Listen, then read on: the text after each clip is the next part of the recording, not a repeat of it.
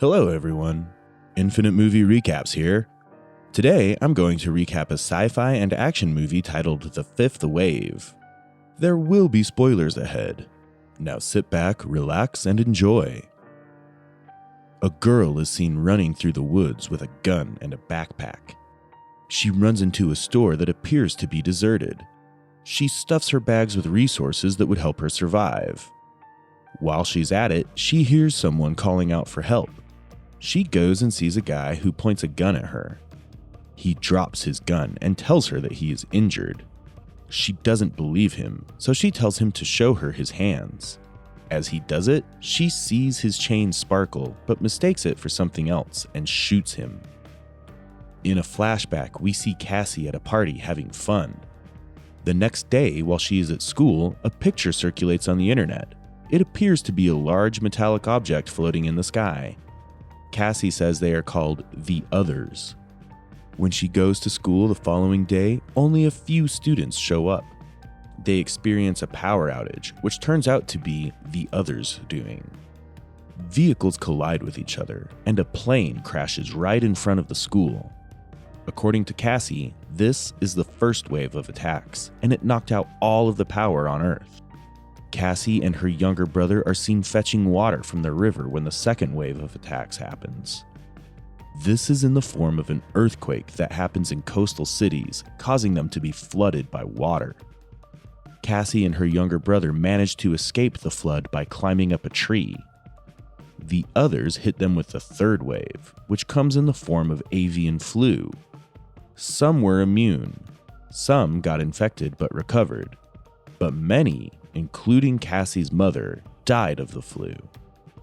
Following the third wave, a group of people gathered together to form a refugee camp. Cassie, her father, and her brother, Sam, set out of their house as they leave for the refugee camp. The trio arrive at the camp later that day and are welcomed by the occupants of the camp. That night, Cassie's father gives Cassie a gun secretly and shows her how to use it. He tells her to only use it in life and death situations. She is shocked at her father's action and tells him that she thought they were in a safe place. He tells her that nowhere is safe anymore. After a few days at the camp, the United States Army arrive and offers to take them to a safe place. The soldiers announce that the children should be taken to the base first, and then the buses will come back for the adults. Cassie's father refuses to leave Cassie and Sam at first, but after a high-ranking officer explains that it would be a good idea for him to let his children go first, he allows them to go. While on the bus, Sam tells Cassie that he forgot his teddy bear and that he can't leave without it. Cassie then tells him to wait for her as she runs back into the building to get it. As she comes out of the building, the bus starts to leave. Cassie tries to chase down the bus, telling them to stop, but the driver doesn't hear her. Cassie, feeling sad, goes back to the camp where the adults are having a meeting with the army officers. In the meeting, the colonel tells the adults that they believe that the fourth wave has begun. They say that the Others have started living among humans. They tell them that the Others have the ability to infect humans and control their actions. The soldiers tell them that they believe that the Others are among them already. The military can detect the Others' presence in children, but they can't detect it in adults. This causes an uproar, and a man pulls out his weapon demanding to leave, and everyone starts shooting. Cassie hides and returns after the soldiers leave. She sees her father, who is now dead, and weeps. She picks up her rifle and goes into the woods. She keeps moving, hoping to arrive at the military base, but she arrives at the store where she mistakenly kills a man. At the military base, Ben, one of Cassie's classmates and crush, is seen. He goes into a room with a female soldier who puts a tracker in the back of his neck. She also shows him what the Others look like inside a human being and forces him to kill it. They put the tracker on all of the kids in the base, and the leader of the colonel briefs the children. He tells them that they are the only hope of survival, and that they must do all that they can do to make sure that the Others don't take over the planet. They make the kids train every day on how to fight in the war. Meanwhile, Cassie continues her journey to the military base and arrives at a highway. She sees a lot of bodies on the ground and she gets shot in the leg by a sniper. She tries to hide as the shooting continues. When the shooting stops, she tries to make a run for it, but she's too exhausted. She collapses and falls to the ground. She wakes up and finds herself on a bed connected to a drip. A man arrives and she acts as if she's asleep. The next day, when she wakes up, she takes off the drip and tries to look for her gun. She hears footsteps approaching and runs back to the bed. The man, whose name is Evan, tells Cassie that he knows that she's awake. She then asks who he is and how she got there, and he tells her that he saw her on the highway and brought her to his house. She asks him where her gun is, and he says he didn't see any gun. Then he notices that she is bleeding from her leg, and he immediately takes her to the bathroom to dress her injury. Later, she asks him how close the military base is. He asks why she wants to know, and she responds that her younger brother is there. He then tells her that he lost his family to the others. Meanwhile, at the military base, Ben is the leader of a squad of child soldiers that includes Sam. A girl, Ringer, gets added to Ben's squad.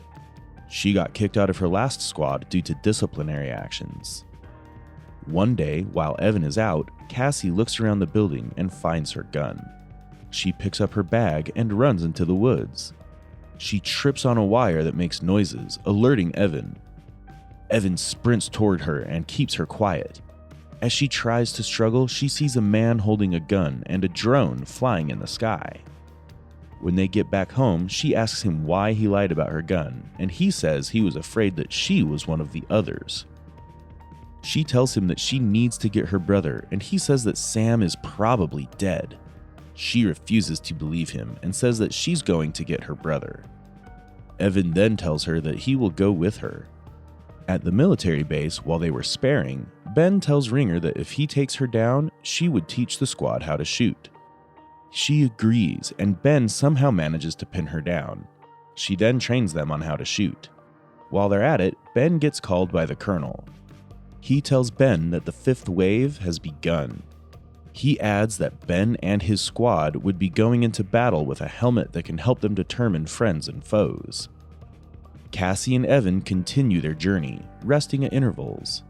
At night, they camp beside an old car, and Evan helps Cassie to change her bandages, and she kisses him.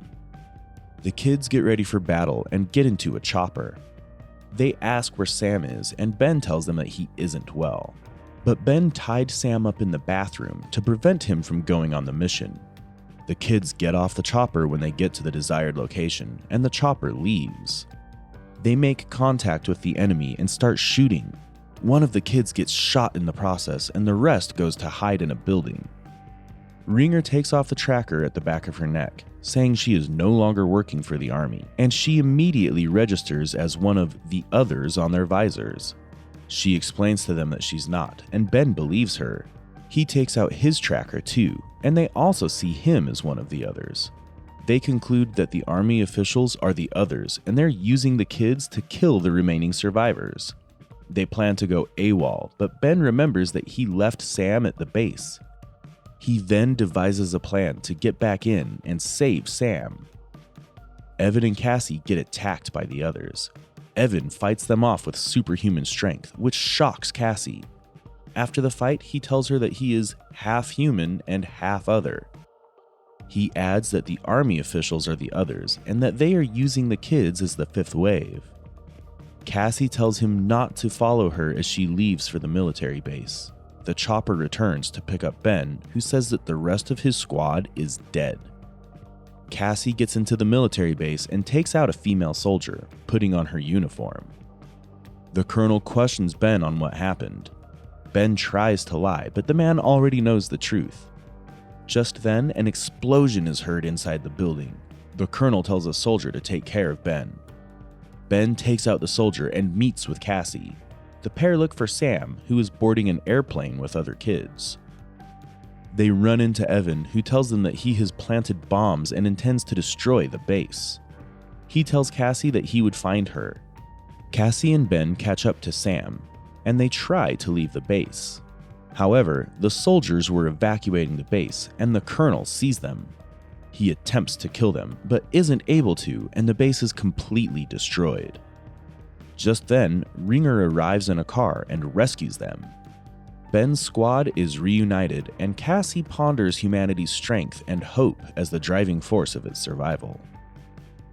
Let me know what you think about this movie in the comments below, and if you like the video, please hit the like button and subscribe for more. Thanks for watching!